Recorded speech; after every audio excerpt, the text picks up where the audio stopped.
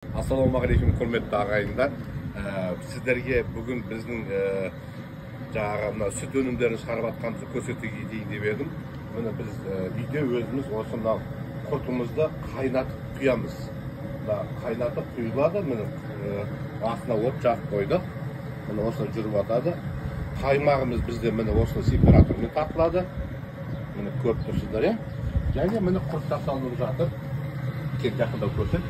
Мінекей осындай, міне әдемі қолдың құрты жасалынып жатыр.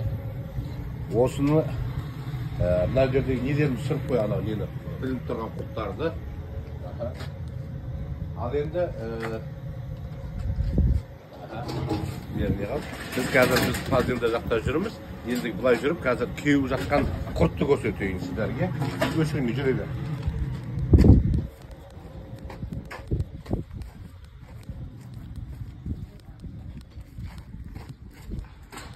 Мінекей құрт жасалынып осылай ілінеді. Ешқандай шыбын шіркей ештеңе қонбайды. Арнайы осындай сеткалар, осының бәрі міне кеуіп жатыр.